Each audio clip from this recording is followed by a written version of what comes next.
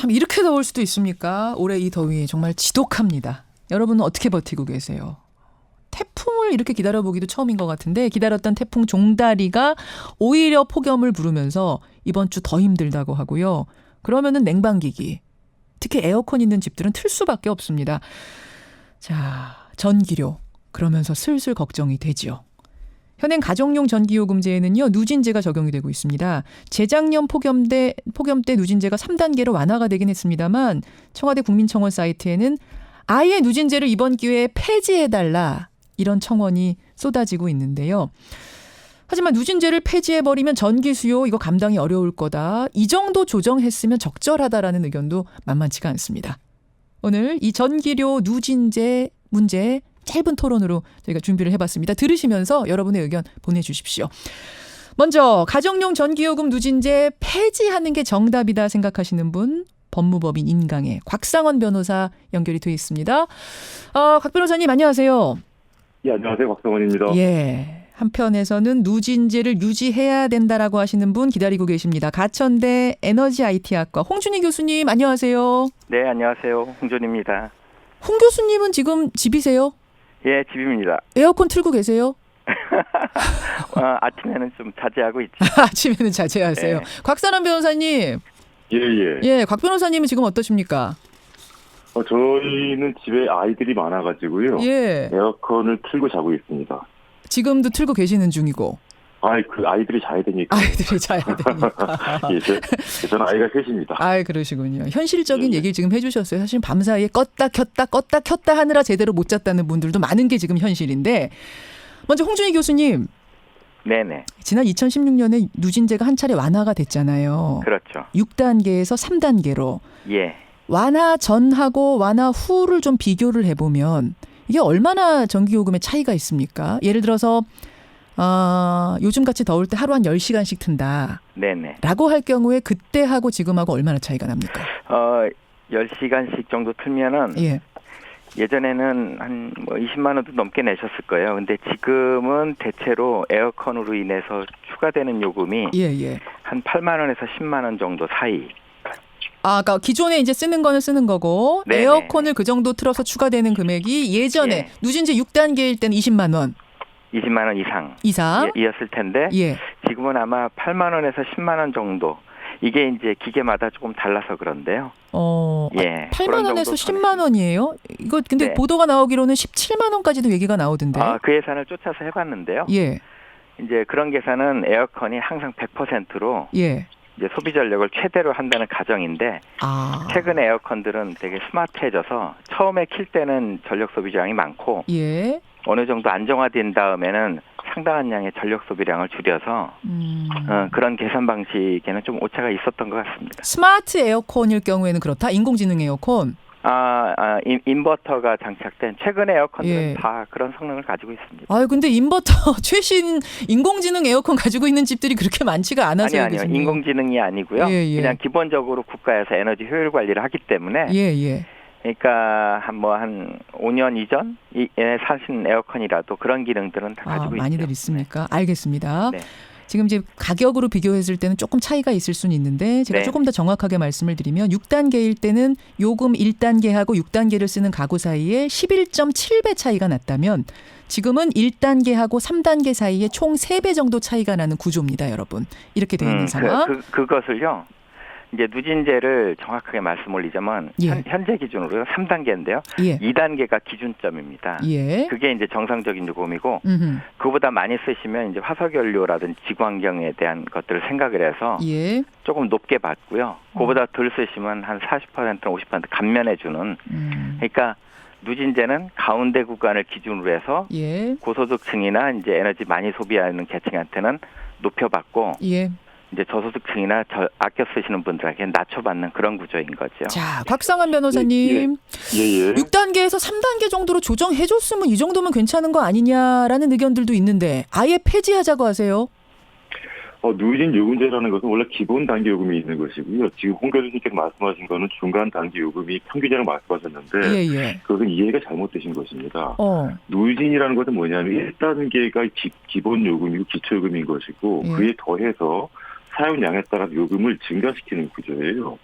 그러니까 누진 요금제라는 것은 단계별로 요금을 폭증시킨다는 것이고 그 단계별 요금을 증가시키는 이유는 사용량을 억제하겠다는 것입니다. 예. 왜 그러냐면 요금을 많이 받아야 사용량을 줄이기 때문입니다. 그렇죠. 그 과거의 6단계 요금 체계를 한 10여 년간 유지를 해왔다가 예. 지금 2년 전에 3단계로 줄였습니다. 예.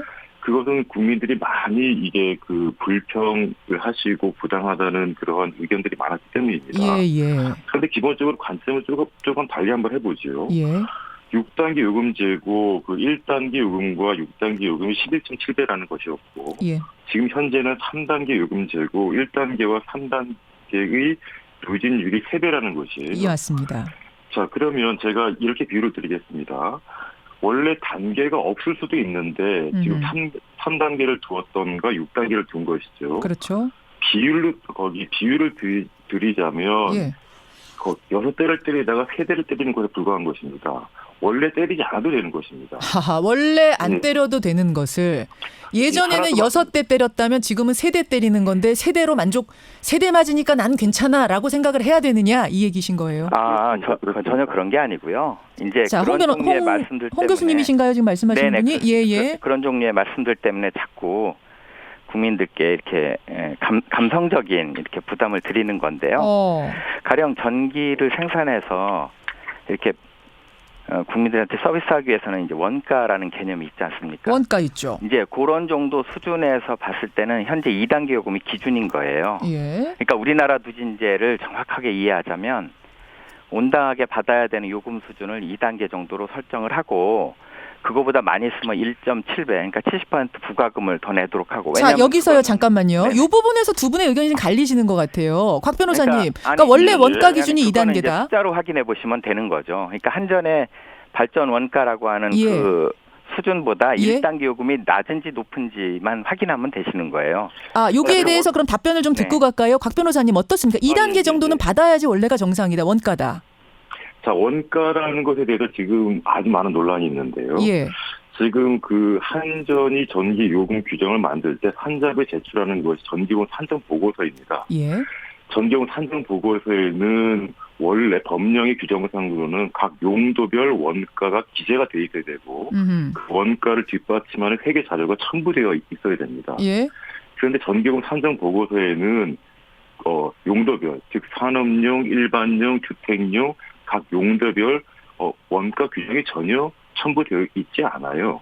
지금 한전이 말하는 것은 한전의 주장인 것이고 그 주장에 따른 원가가 실제로 검증되지 않았다는 얘기입니다. 자, 원가에 대한 의견부터 지금 두 분이 다른 상태세요. 그것도 그렇지 않은 게. 자, 원가 갖고선 계속 논의할 필요는 없을 것 같고 홍 교수님. 그러니까 누진제를 유지해야 되는 이유에 대해서 좀 말씀해 주십시오. 예? 누진제에 대해서. 예. 가령 이런 것이라고 생각해요. 이제 저는 두 가지 말씀을 드리고 싶은데요. 예. 하나는 그럼 누진제를 유지하지 않으면 어떻게 하실 것이냐. 그러면 1단계에 해당되시는 분들의 요금을 2단계 수준으로 높여서 받는 것이냐 아니면 3단계 요금으로 해당되시는 분들을 2단계로 낮춰드릴 것이냐 이것이거든요. 그러니까 제도의 합리성을 따져보자면 그럼 3단계 쓰시는 분들은 고소득층이고 할당된 그 화석연료 자원을 더 일반적인 인건보다 더 많이 소비하시는 분인데 그분들의 가격을 낮춰준다? 이거는 부유층의 그러니까 감세 정책과 똑같은 거고요. 그러면은 1단계에 계신 분들의 요금을 2단계로 높이느냐? 그거는 저소득계층에 계신 분들이 지금 이 폭염에서 더 어려우신 상황인데 그거를 더 부담을 무겁게 해드린다는 얘기거든요. 그러니까 겉으로는 누진제 폐지라는 포장지로 이렇게 뭐라고 할까요? 이게 선의적인 포장을 하고 있지만 내용에서는 이거는 말도 안 되는 얘기가 들어있는 거죠. 말하자면 누진제 폐지라는 주장을 통해서 가진 자들의 이익을 극대화하겠다는 그런 편을 들고 있는 것에 다름 아니고요. 또 한 가지로는 에너지의 생산의 원료가 화석연료라든지 그다음에 그 결과로서 미세먼지나 온실가스가 배출되는 것임을 염두에 둔다면 누진제 폐지는 이런 얘기하고 똑같아요. 가령 산업용의 누진제 없는데 주택용의 누진제 폐지해라 이런 얘기는 저쪽은 쓰레기를 마음껏 버리는데 왜 우리만 쓰레기를 버리지 않느냐 이런 주장에 해당되거든요. 알겠습니다. 지금 두 가지 얘기해 주셨어요. 하나는 3단계, 그러니까 고소득자들에게는 전기세를 비싸게 묻는 게 맞다. 근데 사실 이 전제에 대해서도 좀 지금 반론이 많이 들어옵니다. 3단계 전기 많이 쓰는 사람이 다 고소득층은 아니다. 아이 많은 집도 있고 여러 가지 케이스들이 다르기 때문에 그렇게 단정할 수는 없다는 문자도 들어옵니다만 어쨌든 우리 교수님 주장은 그거고요. 또 하나는 화석연료 아니냐. 환경적인 측면에서도 누진제가 맞다라는 말씀. 곽 변호사님 반론 주시죠. 예, 제가 두 가지 말씀드리겠습니다. 지금 조금 전에 홍 교수님께서 오전에는 전기 사용량을 전기 사용 절제한다 말씀하셨죠. 예. 실제로 주택에서 전기를 언제 가장 많이 사용하냐면요. 예. 출근 전인 7시부터 9시까지 그리고 퇴근 이후인 저녁 7시에서 밤 10시 사이입니다. 예. 그런데 전체 전력 소비는 언제 가장 많이 하냐면요. 출근 이후인 10시부터 낮 12시 그리고 오후 1시부터 오후 5시까지 가장 많이 사용합니다. 이때 가장 많이 사용한다는 얘기는 뭐냐면은 전력 수요가 가장 높을 때 지금 석탄이라든지 석유 발전소를 가동하게 됩니다. 예. 지금 말씀하시는 미세먼지 발생 원인은 주택하고는 하등에 상관이 없는 것입니다. 가정용이 아니라 산업용이 문제다 지금 그 말씀하시는 거예요? 그렇습니다. 공장이 문제다? 전체 전력 소비 패턴을 검토를 하셨는지 모르겠습니다만 대한민국 전력 소비의 55%는 산업용이 소비를 하고 있고요. 그다음 30%는 상업용이 소비하고 있습니다. 상업용? 상업용? 예. 그러니까 일반용이라고 부르는 상업용이 소비하고 있습니다. 55가 산업용, 공장이 소비하고 있고 그렇죠. 상업용이 몇 퍼센트? 30%요. 30% 가량입니다. 예. 그 말씀 뭐냐면은 전체 전력 소비 패턴은 거의 대부분은 산업용에 따라가는 것이고 일부분은 일반용에 따라가는 것입니다. 주택용 전기 소비 패턴은 예. 전체 전력 소비 패턴과 정반대예요. 그러니까 출근 전에 많이 사용하고 퇴근 이후에 많이 사용한다는 것이죠. 알겠습니다. 그 말은 뭐냐면요. 주택용 전기 소비는 석탄이나 석유 같은 비싼 원료를 가동하는 발전소가 필요하지 않다는 것입니다. 자, 여기까지 일단 듣고요. 답변을 좀 들어야겠습니다. 홍 교수님. 그러니까 가정용이 아니라 예. 산업용이 문제인데 왜 가정용한테만 누진제를 적용하느냐? 어떻습니까? 그러니까 제 말씀이 그 얘기예요. 예. 그러니까 주택용의 누진제라는 거는 합리적인 제도 설계이고 문제는 산업용의 누진적인 요소를 강화시켜야 되는데 그렇지 않아서 산업 부분에서 지금 문제가 생기는 거거든요. 그렇다면 산업 부분에 누진제에 상응하는 효과를 가진 제도를 새롭게 만들고 강화시키고 이런 방식으로 해서 에너지를 합리적으로 쓰도록 유인을 해야 되는데 건전하게 유지되고 있는 주택 부분에 대해서도 우리 많이 맘대로 쓰게끔 제도를 바꿔달라 이렇게 하는 것은 주장이 이상하다는 것이죠. 자, 여기까지 듣고요. 박학 변호사님. 그러니까 산업용도 그럼 누진제 하면 된다. 이 얘기를 지금 하시는 거거든요, 홍 교수님은. 자, 지금 하신 말씀은 주택용 누진제 전기요금의 폐해를 통계적 확인을 못 하셔서 그러신 것이고요. 일단 제가 한 가지 질문을 드리겠습니다. 예. 우리가 지금 사용하고 있는 에너지가 사실은 많고 그 에너지의 최종적인 결과물이 사실은 전기입니다. 그런데 그 에너지 중에 누진 요금제를 도입한 것이 전기 이외에는 있나요? 없습니다. 왜 전기에만? 전기 중에서 주택용만 누진 요금제를 도입했습니다. 그 특별한 이유가 있을까요? 실제로는 없습니다. 아까 그 소득에 따라서 전기 사용량이 다르다고 말씀하셨는데요. 실제 통계를 보게 되면 최저 생계비의 소득만 가지고 있는 가정도요. 가족 구성원 수가 많아지게 되면 이미 최소한 350kW 이상을 사용하게 됩니다. 소득 수준과 크게 상관없고 가족 수하고 이런 상관이. 자, 잠깐만요. 박 변호사님. 밀접하게 되어 있습니다. 지금 문자 질문이 많이 들어오고 있는 것 중에 하나가 뭐냐면 근데 가정용 누진제 풀어주면 좋죠. 전기요금 조금 내니까 좋은데 그렇게 되면은 전기 수요 감당 못해서 정전사태, 블랙아웃 같은 거 생기지 않겠느냐 이런 염려들이 꽤 많이 들어오는데요. 저도 그런 걱정하고 있습니다. 하지만 제가 말씀드리겠습니다. 아까 제가 주택용 전기의 수요 패턴이 전체 전기와는 반대라고 말씀드렸죠. 그 말씀은 뭐냐면은 주택에서 많이 사용하는 때는 우리나라 전체 전력 소비와는 정반대이기 때문에 아침과 밤이니까. 그렇습니다. 그것도 사실인데요. 공학적으로 관련이 없고요. 박 변호사님, 홍 교수님, 빌딩이 적은 다른 나라의 케이스를 봐도 주택용만 가지고 있다고 하더라도 화석연료 발전기가 필요하지 않은 건 아닙니다. 오히려 그런 상황이 되면 원자력 발전 같은 경우는 출력 조정이 힘들기 때문에 원자력이 완전히 빠지게 돼요.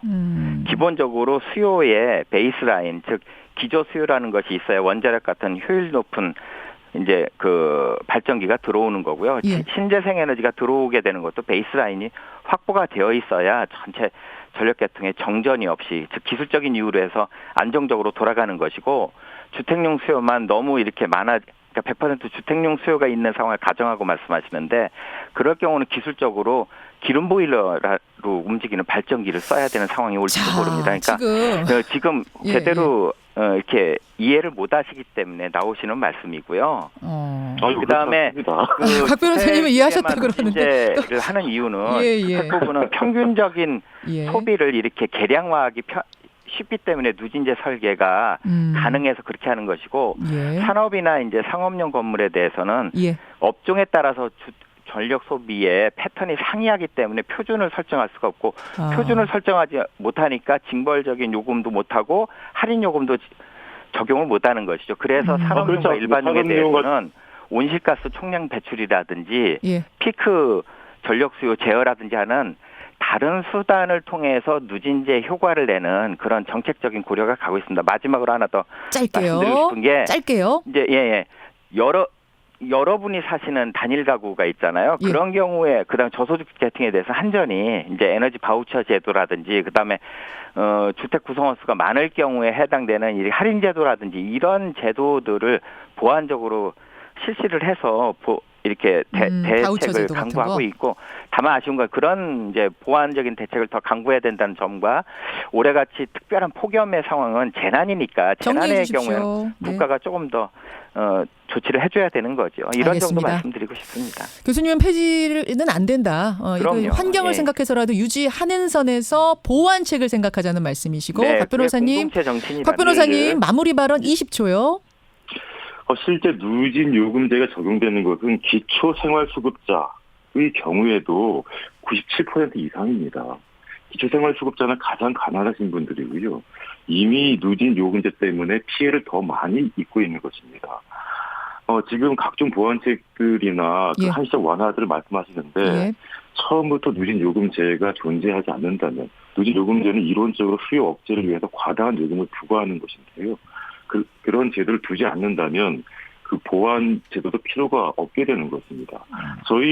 제 요구는 각자의 사용량에 맞는 요금을 내게끔 하라는 것입니다. 예, 알겠습니다. 왜 가정용에만 누진제를 계속 적용시켜야 되는가? 이것은 부적절하다, 불합리하다라는 주장까지. 여러분 어떻게 생각하십니까? 여러분의 의견 보내주시고요. 여기서 두 분과 인사 나누죠. 고맙습니다. 네, 고맙습니다. 곽상원 변호사, 가천대학교 홍준희 교수였습니다.